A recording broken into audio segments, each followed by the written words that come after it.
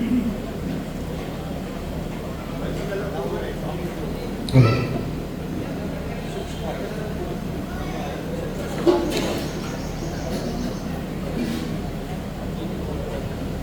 ಶರಣ. ಭೂತನಾಥ ಸದಾನಂದ ಸರ್ವಭೂತ ದಯಾಪರ ರಕ್ಷ ರಕ್ಷ ಮಹಾವಾವು ಶಾಸ್ತ್ರೇ ತುಭ್ಯಂ ನಮೋ ನಮಃ. ಸ್ವಾಮಿಯೇ ಸ್ವಾಮಿ. ಅಭಯಾರಣ್ಯ ಅಭಯಾಂಜನೇಯ ಸ್ವಾಮಿಯವರು ನಮಸ್ಕರಿಸುತ್ತಾ, ಇಂದು ಒಂದು ಶುಭ ದಿನ. ಬಳ್ಳಾರಿ ಜಿಲ್ಲಾ ಘಟಕದ ಉದ್ಘಾಟನಾ ಸಮಾರಂಭದ ದಿನ.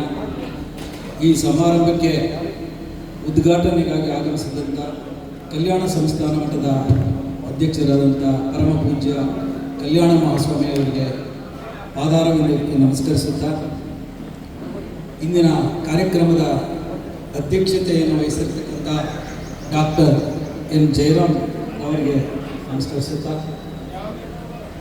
ಮುಖ್ಯ ಅತಿಥಿಗಳಾಗಿ ಆಗಮಿಸಿರ್ತಕ್ಕಂಥ HR ಸಂಪತ್ ಕುಮಾರ್ ಸ್ವಾಮಿ ಅವರಿಗೆ ನಮಸ್ಕರಿಸುತ್ತಾ, ಹಾಗೂ ಟಿ ನರಸಿಂಹಸ್ವಾಮಿ ಅವರಿಗೆ ನಮಸ್ಕರಿಸ್ತಾ, ಬಿ ರಾಮಬಾಬು, ವೈ ಭಾಸ್ಕರ್ ಅವರಿಗೆ ನಮಸ್ಕರಿಸ್ತಾ, ಹಾಗೂ ಕಾರ್ಪೊರೇಟರ್ ಆದಂಥ ಹನುಮಂತಯ್ಯನವ್ರಿಗೂ ಕೂಡ ನಮಸ್ಕರಿಸ್ತಾ, ಹಾಗೂ ಈ ಸಮಾರಂಭಕ್ಕೆ ಆಗಮಿಸಿರ್ತಕ್ಕಂಥ ಎಲ್ಲ ಅಯ್ಯಪ್ಪ ಭಕ್ತರಿಗೆ ಕೂಡ ನಮಸ್ಕರಿಸ್ತಾ, ನಾನು ಒಂದು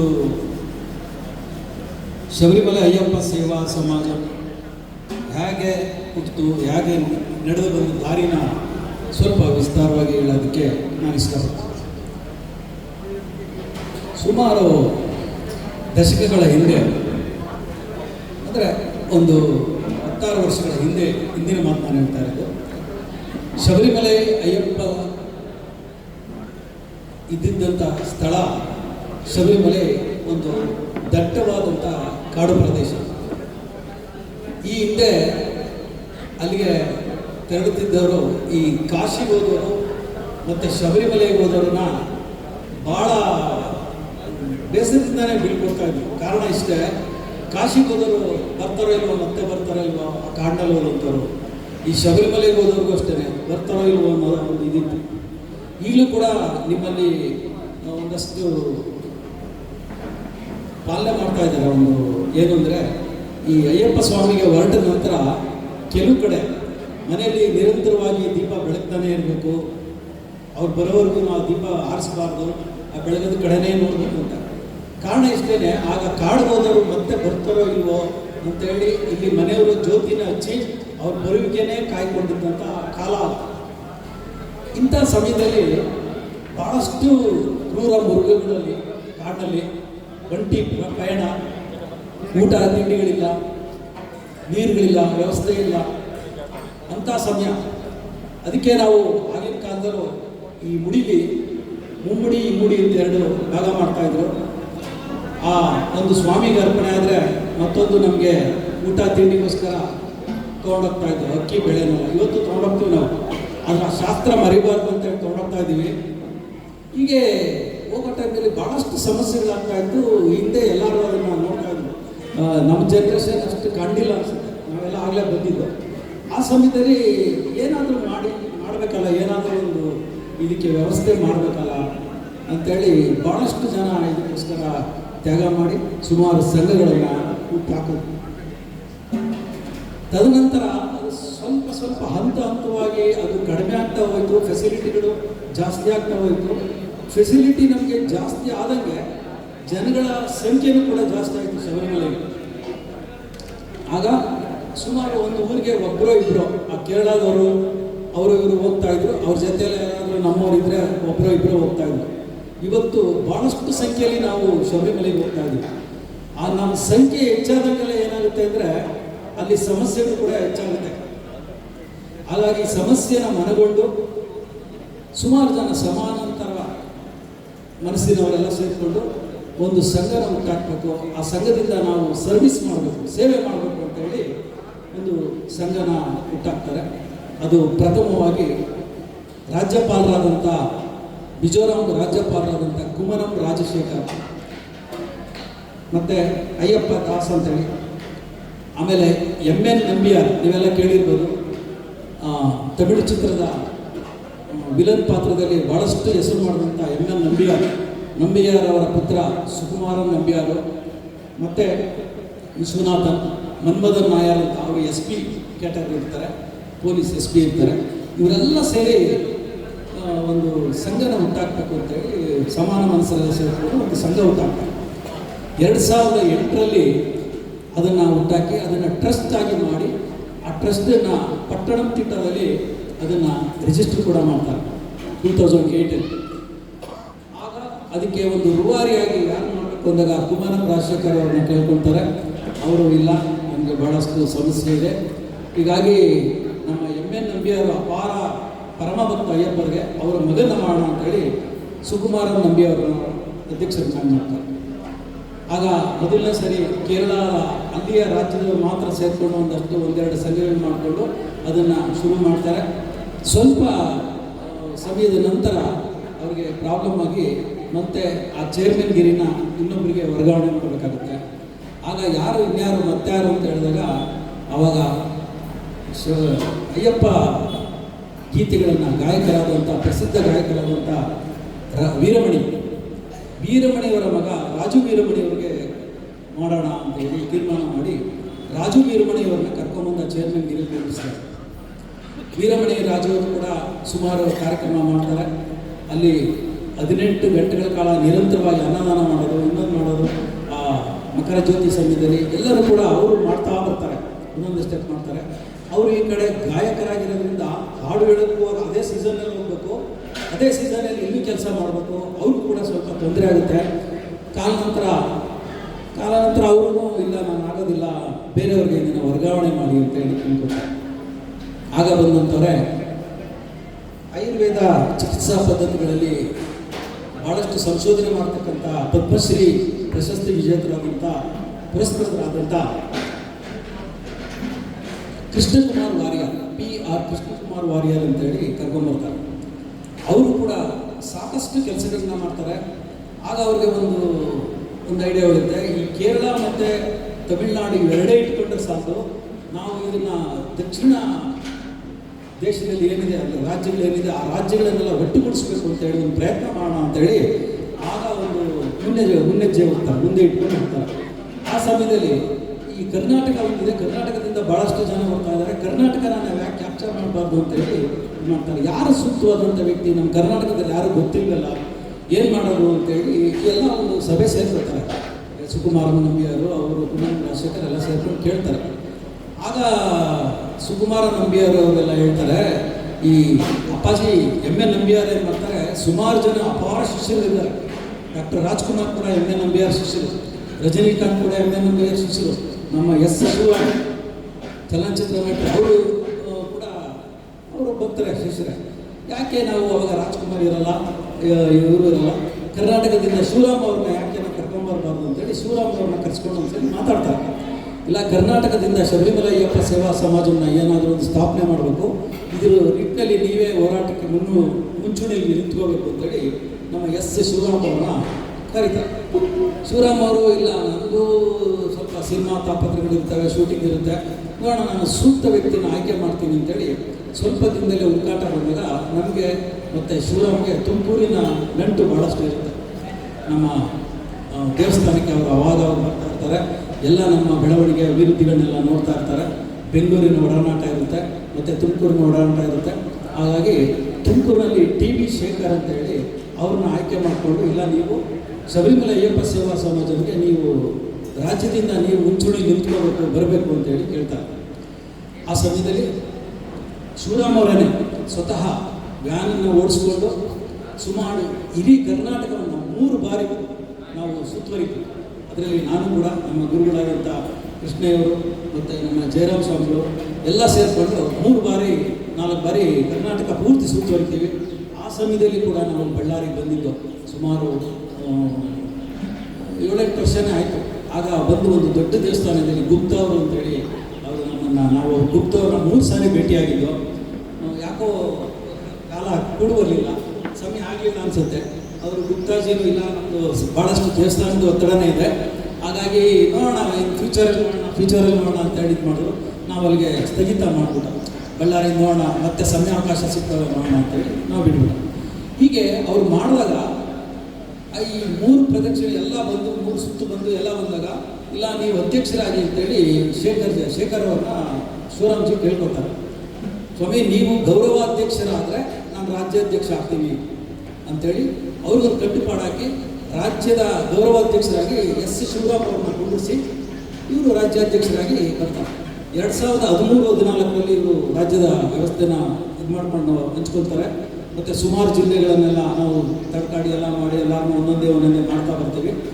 ಆ 3 ವರ್ಷಗಳ ನಂತರ 2017ರಲ್ಲಿ ಒಂದು ತುಮಕೂರಿನಲ್ಲಿ ರಾಷ್ಟ್ರ ಮಟ್ಟದ ಜನರಲ್ ಬಾಡಿ ಮೀಟಿಂಗ್ ಮಾಡಬೇಕು ಅಂತೇಳಿ ತೀರ್ಮಾನ ಆಯಿತು. ಆಗ ಆ ರಾಷ್ಟ್ರ ಮಟ್ಟದ ಜನರಲ್ ಬಾಡಿ ಮೀಟಿಂಗ್ ಆದಾಗ ತುಮಕೂರಿನಲ್ಲಾದಾಗ ಇಡೀ ಕರ್ನಾಟಕದ ಪೂರ್ತಿ ಎಲ್ಲ ಅಯ್ಯಪ್ಪನವ್ರನ್ನ ಒಂದು ಕಡೆ ಸೇರಿಸಬೇಕು ಅನ್ನೋ ಒಂದು ನಿರ್ಧಾರ ಮಾಡಿಕೊಂಡು ಎಲ್ಲನೂ ಸೇರಿಸ್ತೀವಿ, ಎಲ್ಲ ಇದಾಗುತ್ತೆ. ಕಾರ್ಯಕ್ರಮ ತುಂಬ ಅದ್ಧೂರಿಯಾಗುತ್ತೆ. ಕರ್ನಾಟಕದ ಎಲ್ಲ ಜನ ಬರ್ತಾರೆ, ಮತ್ತು ಹೊರಗಿನ ಜಿಲ್ಲೆಯವರು ರಾಜ್ಯದವರು ಎಲ್ಲ ಬರ್ತಾರೆ. ಅವರೆಲ್ಲ ನೋಡಿ ಭಾಳ ಖುಷಿಯಾಗ್ಬಿಟ್ಟು ಅವತ್ತು ಈ ರಾಜ್ಯದ 3 ವರ್ಷ ಅಷ್ಟೇ ಮಾಡಿರ್ತಾರೆ ಅವರು, ನಮ್ಮ ಟಿ ಬಿ ಶೇಖರ್ಜಿ ಅವರನ್ನು ರಾಷ್ಟ್ರೀಯ ಅಧ್ಯಕ್ಷರನ್ನಾಗಿ ಅವತ್ತೇ ಆಯ್ಕೆ ಮಾಡ್ತಾರೆ 2017ರಲ್ಲಿ. ಅಲ್ಲಿಂದ PR ಕುಮಾರ್ ವಾರಿಯರ್ ಅಂತ ಹೇಳಿದ್ರು, ಅವರು ವಾರಿಯರ್ ನಂತರ ಬಂದಂತಾರೆ ನಮ್ಮ ಟಿ ಬಿ ಶೇಖರ್. ಅಲ್ಲಿಗೆ ನಮ್ಮ ಕರ್ನಾಟಕಕ್ಕೆ ರಾಷ್ಟ್ರದ ಒಂದು ಚುಕ್ಕಾಣಿ ನಮ್ಗೆ ಸಿಗುತ್ತೆ. ನಾವೆಲ್ಲಿ ಕಡೆಗಿದ್ದೋ ಆ ಚುಕ್ಕಾಣಿನ ಹಿಡ್ದಂಗಾಗಿ ಆಗ ನಮ್ಮ ಶೇಖರ್ಜಿ ಏನು ಮಾಡ್ತಾರೆ, ಇಲ್ಲ ದಕ್ಷಿಣ ಭಾರತ ಪ್ರಾಂತ್ಯ ಏನಿದೆ ಪೂರ್ತಿ ನಾನು ಪೂರ್ಣಗೊಳಿಸ್ತೀನಿ ಅಂತೇಳಿ ಸಂಕಲ್ಪ ಮಾಡಿ ಪ್ರತಿಯೊಂದು ಜಿಲ್ಲೆನೂ ರಾಜ್ಯವನ್ನು ಮಾಡ್ತಾ ಹಂತವಾಗಿ ಹೋಗ್ತಾರೆ. ನಂತರ ಅವರು ಇದ್ದಂಥ ಕಾಲದಲ್ಲೇ ಸುಮಾರು ಈಗ ಹೊರ ರಾಜ್ಯಗಳಲ್ಲಿ ಒಂದು 21 ಕಡೆ ನಮ್ಮ ಇದು ಸಂಸ್ಥಾನ ಬೆಳೆದಿದೆ. ವಿದರ್ಭ ಇರ್ಬೋದು, ಮಹಾರಾಷ್ಟ್ರ ಇರ್ಬೋದು, ದೆಹಲಿ ಇರ್ಬೋದು, ಗುಜರಾತ್ ಇರ್ಬೋದು, ರಾಜಸ್ಥಾನ ಇರ್ಬೋದು, ಹೀಗೆ ಎಲ್ಲ ಕಡೆನೂ ಮಾಡ್ತಾ ಬರ್ತಾರೆ. ಈಗ ಸ್ವಲ್ಪ ದಿನದಿಂದ ಶ್ರೀಲಂಕಾ ಆಗಿದೆ, ಆಸ್ಟ್ರೇಲಿಯಾ ಆಗಿದೆ, ಥೈಲ್ಯಾಂಡ್ ಈ ಕಡೆ ಎಲ್ಲ ಆಗ್ತಾ ಇದೆ. ಅದು ಕೂಡ ನಾವು ಪ್ರಯತ್ನಗಳನ್ನ ಮಾಡ್ತಾ ಬರ್ತಾ ಇದ್ದೀವಿ. ಇಲ್ಲಿಗೆ ನಮಗಾಗಲೇ ಅವರು 16 ವರ್ಷದ ಯುವಕ ಆಗಿದ್ದಾರೆ ನಮ್ಮ ಶಬರಿಮಲೆ ಅಯ್ಯಪ್ಪ ಸೇವಾ ಸಮಾಜ. ಇಲ್ಲಿ ಈ 16 ವರ್ಷಗಳಲ್ಲಿ ಸುಮಾರು ಸಮಸ್ಯೆಗಳನ್ನು ನಮ್ಮನ್ನು ಕಾಡ್ತಾ ಬಂತು. ಸಮಸ್ಯೆಗಳು ನಾವು ಹೋಗಿ ಇಲ್ಲಿ ನಮ್ಮ ಮುಖ್ಯ ಉದ್ದೇಶ ಏನಪ್ಪ ಅಂದರೆ ಶಬರಿಮಲೆ ಅಯ್ಯಪ್ಪ ಸೇವಾ ಸಮಾಜ ಆ ಹೆಸರೇ ಸೂಚಿಸುವಂತೆ ನಮ್ಮದು ಮುಖ್ಯ ಉದ್ದೇಶ ಸೇವೆ, ಸರ್ವಿಸ್ ಮಾಡೋದಷ್ಟೇ. ಇಲ್ಲಿ ಕೆಲವರು ಸ್ವಲ್ಪ ಅವ್ರ ಗಮನಕ್ಕೆ ಬಂದಿದೆಯಲ್ಲೋ ಗೊತ್ತಿಲ್ಲ, ನಾನು ಅದನ್ನು ಹೇಳಕ್ಕೆ ಇಷ್ಟಪಡ್ತೀನಿ. ಈ ನಾವು ಏನು ID ಕಾರ್ಡ್ ಅಂತ ಏನು ಕೊಟ್ಟಿದ್ದಾರೆ, ಇದು ನಾನು ನಿಮಗೆ ಓಪನ್ ಆಗಿ ಹೇಳೋದಕ್ಕೆ ಬಯತೀನಿ. ಬೇರೆಯವರು ಏನು ಅರ್ಥ ಮಾಡ್ಕೊಂಡಿದ್ದಾರೆ ಗೊತ್ತಿಲ್ಲ. ಇದರಿಂದ ಯಾವ ಸ್ಪೆಷಲ್ ದರ್ಶನಗಳು ಸಿಗೋದಿಲ್ಲ. ನಾನು ನಿಮಗೆ ಓಪನ್ ಸ್ಟೇಟ್ಮೆಂಟ್, ಯಾವ ಸ್ಪೆಷಲ್ ದರ್ಶನ ಸಿಗಲ್ಲ. ಕಾರಣ ಇಷ್ಟೇ, ಶಬರಿಮಲೆಯಲ್ಲಿ ಎಲ್ಲರನ್ನೂ ಒಂದೇ ಥರ ನೋಡ್ತಾ ಇದ್ದಾರೆ, ಎಲ್ಲರನ್ನೂ ಒಂದೇ ಥರ. ಈಗ ಮೊನ್ನೆ ಕೂಡ ಅದು ಸ್ವಲ್ಪ ಗಲಾಟೆ ಆಯಿತು.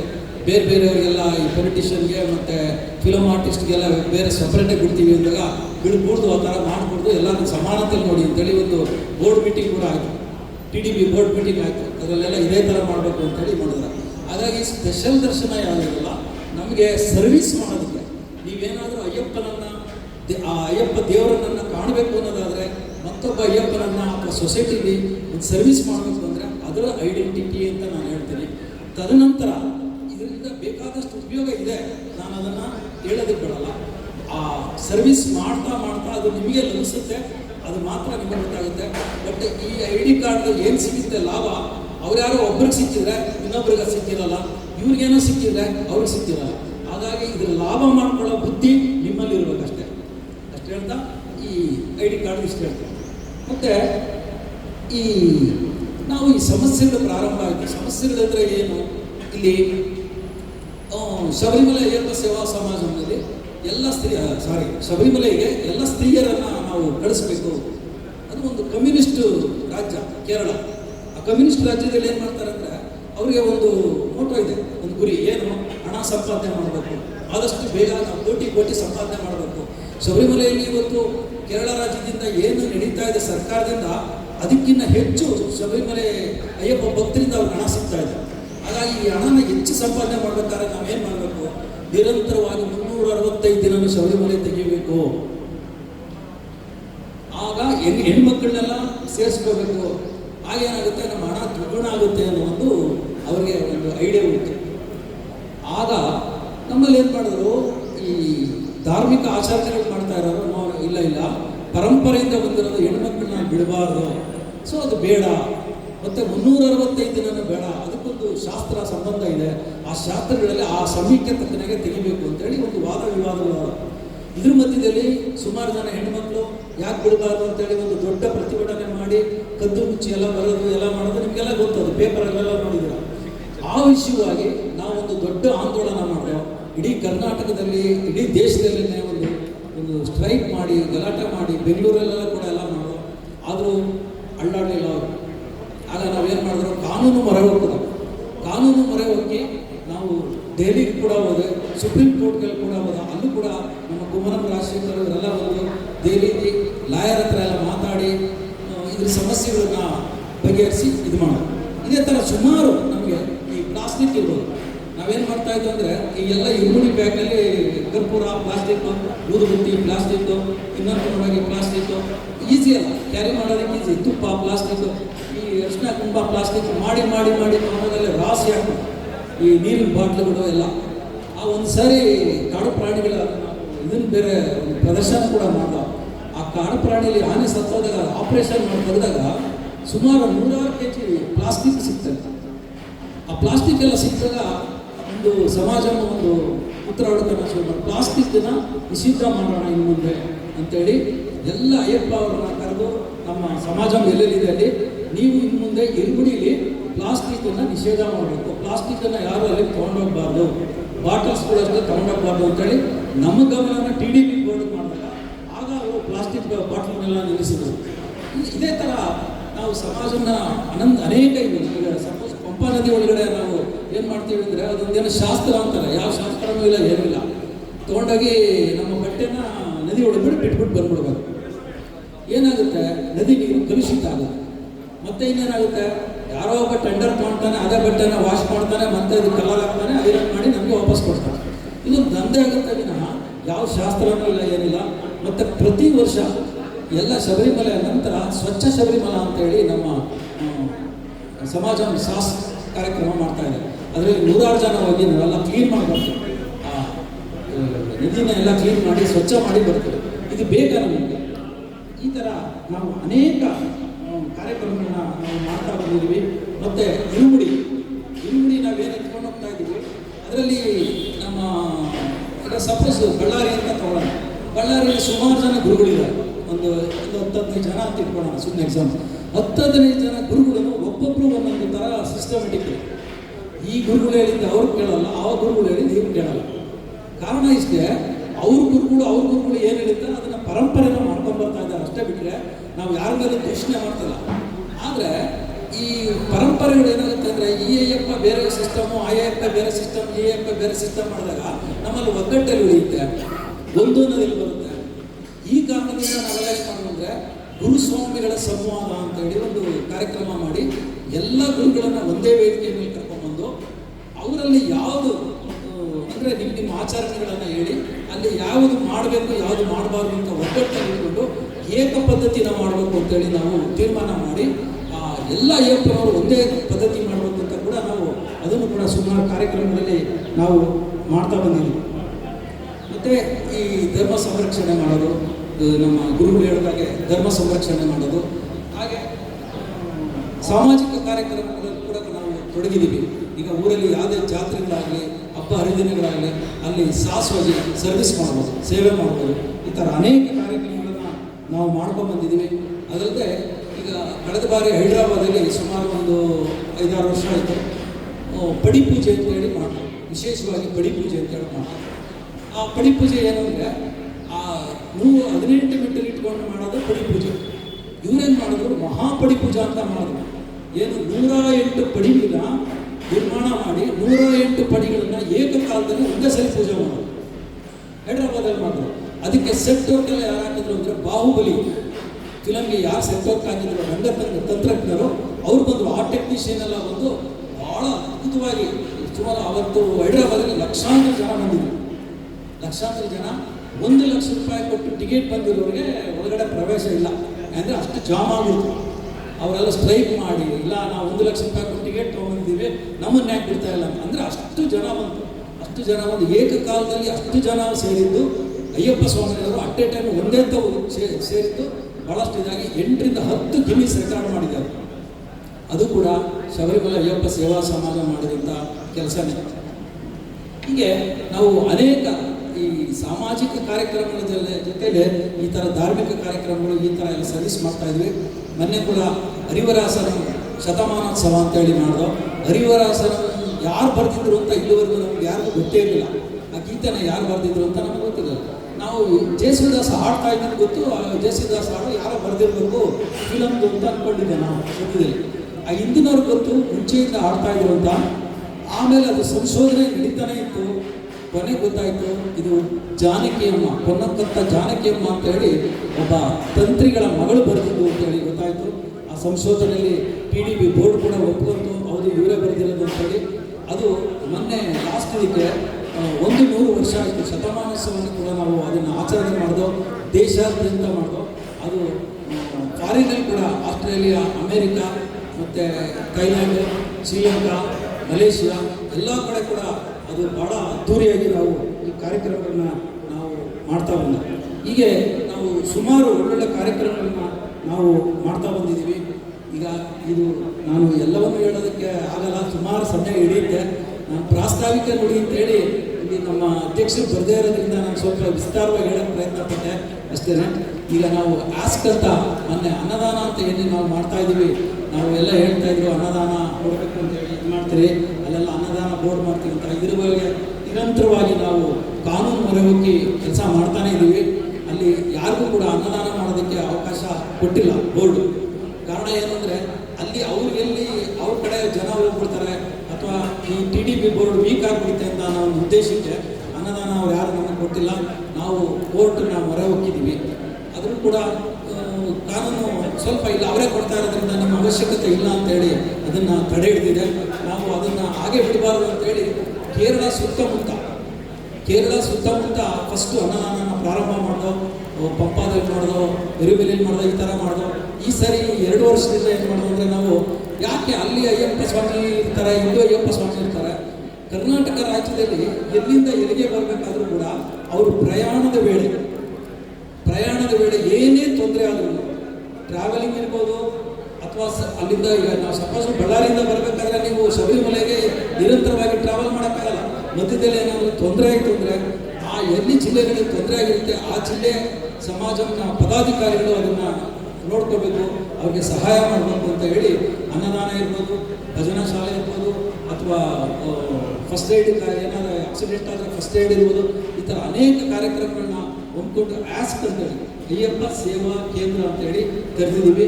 ಈ ಸರಿ ಅದು ಸುಮಾರು ಕೇರಳದಲ್ಲಿನೇ ಚೆನ್ನೂರು, ಪಂಪ, ಎರಿಮಲಿ, ಪೆರುನಾಡು, ಇಡಪುತ್ತೂರು, ಪಟ್ಟಣತಿಟ್ಟು, ಪಂದಳ, ಮುಂಡಕಾಯ, ಹೀಗೆ ಅನೇಕ ಕಡೆ ಒಟ್ಟು ನಮ್ಮ ಕರ್ನಾಟಕದಲ್ಲಿ ಎಲ್ಲ ಸೇರಿ ನಮ್ಮ ರಾಷ್ಟ್ರದಲ್ಲಿ ಈ ಸರಿ 34,92,980 ಜನಕ್ಕೆ ಅನ್ನದಾನ ಮಾಡಿದ್ದೀವಿ.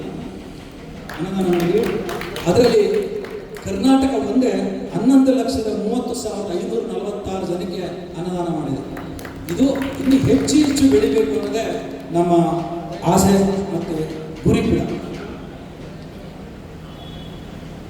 ಮತ್ತು ಇದ್ರ ಮಧ್ಯದಲ್ಲಿ ನಾನು ನಿಮಗೆ ಇನ್ನೊಂದು ಹೇಳೋದು ಮರೆತುಬಿಟ್ಟೆ. ಈ ಪೆರುನಾಡು ಅಂತ ಇದೆ ಶಬರಿಮಲೆ ಹತ್ರ, ಒಂದು ಇನ್ನು ಸ್ವಲ್ಪ ದೂರದಲ್ಲಿ ಒಂದು ಪೆರುನಾಡು ಇದೆ. ಅದು ಕೂನಂಕುರ ಅಂತ ಹೇಳಿ ಕೂಡ ಕರೀತಾರೆ. ಅಲ್ಲಿ ಏನಾಗ್ತಾ ಇತ್ತು ಅಂದರೆ ಆದಿವಾಸಿ ಮಕ್ಕಳನ್ನ ತೊಗೊಂಡೋಗಿ ಅನ್ಯ ಧರ್ಮೀಯರು ಅವ್ರ ಜನಾಂಗಕ್ಕೆ ಅಂದರೆ ಅವ್ರ ಧರ್ಮಕ್ಕೆ ಸೇರಿಸ್ಕೊಳ್ತಾ ಇದ್ರು. ಬೇರೆ ಧರ್ಮದವರು ಆ ಮಕ್ಕಳನ್ನೆಲ್ಲ ತೊಗೊಂಡೋಗಿ ಮತಾಂತರ ಮಾಡ್ತಾಯಿದ್ರು. ಇದನ್ನು ಕಂಡು ನಾವು ಏನಾದರೂ ಒಂದು ಇದಕ್ಕೆ ತಡೆ ಹೊಡಬೇಕಲ್ಲ ಅಂತ ಹೇಳೋ ಏನೇನೋ ಮಾಡಿರೋ ಪ್ರಯತ್ನಗಳು ಆಗಲಿಲ್ಲ. ಅವರು ಕದ್ದು ಮುಚ್ಚಿ ಮಾಡೋದಕ್ಕೆ ಪ್ರಯತ್ನ ಪಟ್ಟರು. ಎಲ್ಲಿ ಪ್ರಾಬ್ಲಮ್ ಆಗುತ್ತೆ, ಮಕ್ಕಳಿಂದ ಶುರುವಾಗುತ್ತೆ. ಸೊ ನಾವೇನಕ್ಕೆ ಅವ್ರಿಗೆ ಎಜುಕೇಟ್ ಮಾಡಬಾರ್ದು ಅಂತೇಳಿ ಆ ಕೂನಂಕುರದಲ್ಲಿ ಒಂದು ಮಠದ ಥರ ತೆಗೆದು ಅಲ್ಲಿ ವಸತಿ ಶಾಲೆ ಮಾಡಿದ್ದೀವಿ. 100 ಜನ ಮಕ್ಕಳಿಗೆ ಅಲ್ಲಿ ಫ್ರೀಯಾಗಿ ಊಟ, ವಸತಿ, ಅವ್ರಿಗೆ ಬೆಡ್ಡು, ಅವ್ರಿಗೆ ಫೀಸು ಮತ್ತು ಶಾಲೆಗೆ ಹೋಗಿ ಬರೋ ಇದನ್ನು ಕೂಡ ನಮ್ಮ ವೆಹಿಕಲಲ್ಲೇ ಕರ್ಕೊಂಡೋಗಿ ಶಾಲೆಗೆ ಬಿಡ್ತೀವಿ, ಕರ್ಕೊಂಡ್ಬರ್ತೀವಿ. ಅವ್ರ ಬಟ್ಟೆ ಬರೆ ಎಲ್ಲ ಕೂಡ ಈ ಸಮಾಜ ವಹಿಸ್ಕೊಂಡು ಮಾಡ್ತಾ ಇದೆ. ಇಂಥ ಅನೇಕ ಸತ್ಕಾರ್ಯಗಳನ್ನು ಮಾಡ್ತಾ ಇದೆ. ಇಂಥ ಎಲ್ಲ ಸತ್ಕಾರ್ಯಗಳಲ್ಲಿ ನಿಮ್ಮ ಒಂದು ಶಕ್ತಿ ಅಥವಾ ನಿಮ್ಮ ಬಲ ಕೂಡ ನಮಗೆ ಅಪೇಕ್ಷೆಯಾಗಿದ್ದೀವಿ.